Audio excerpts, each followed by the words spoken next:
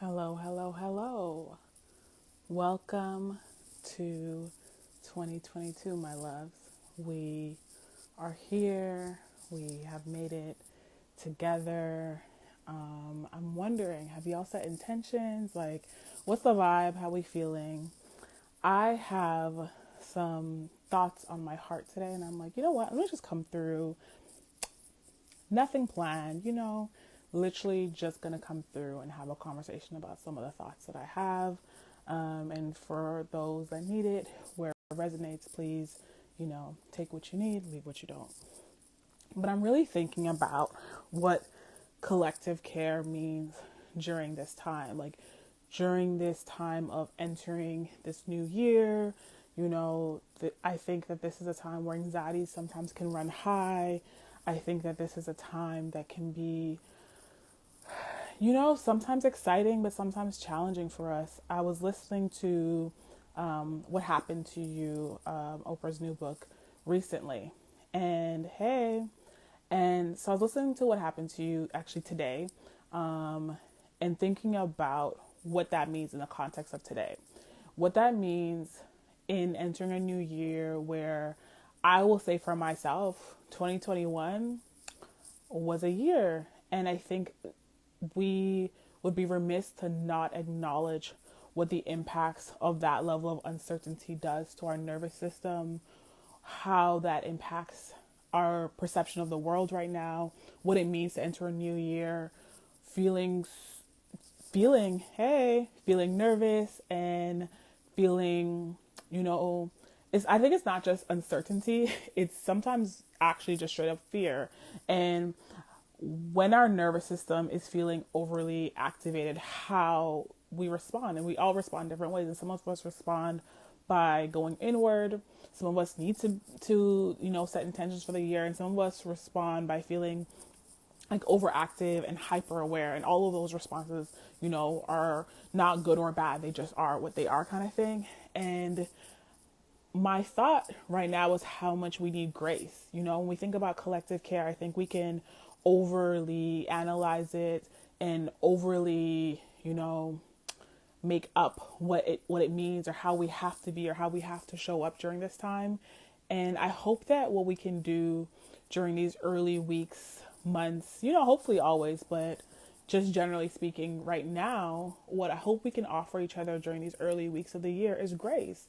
Grace to know that we are entering a strange, like another strange year. Grace to know that the uncertainty and the impacts of our nervous system are real. And so we might be reaching out to folks and not getting the response we want.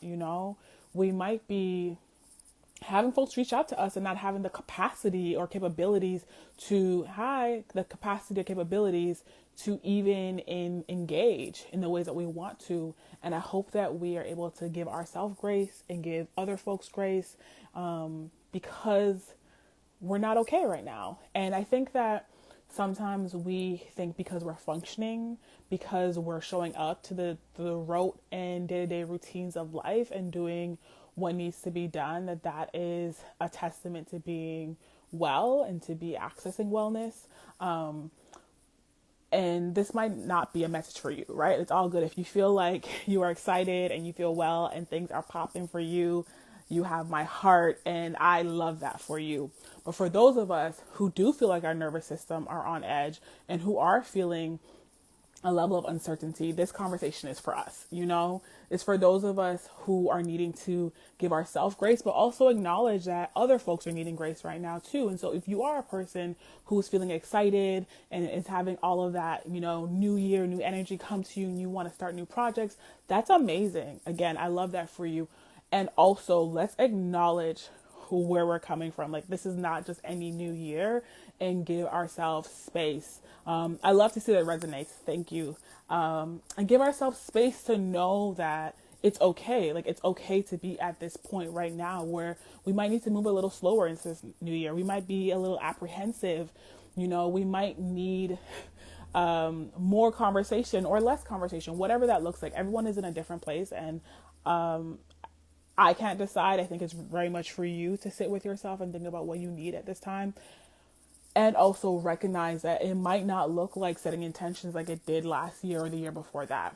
It might not, starting this year might not look anyhow how it did starting any other previous year because of what 2020 and 2021 looked like. And so my hope, I'm here mostly to be able to affirm and maybe give permission if you need it to start this year as you need to be slow with yourself, to give yourself grace and to give other folks grace because again, speaking mostly for myself, like it's so awkward when you're doing a live and like someone comes in the room and you're like, okay, so all of a sudden we're in the room together.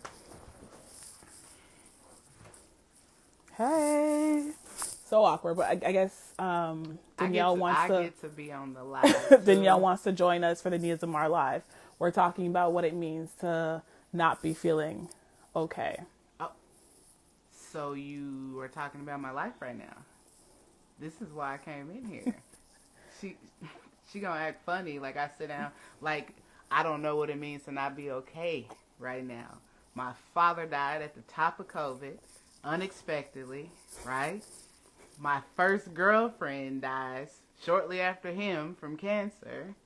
Then I lose my baby and have to go through the medical system here in Canada that treated my wife so poorly that I almost thought I was going to lose her in the process. You talking with me about not being okay. Touche.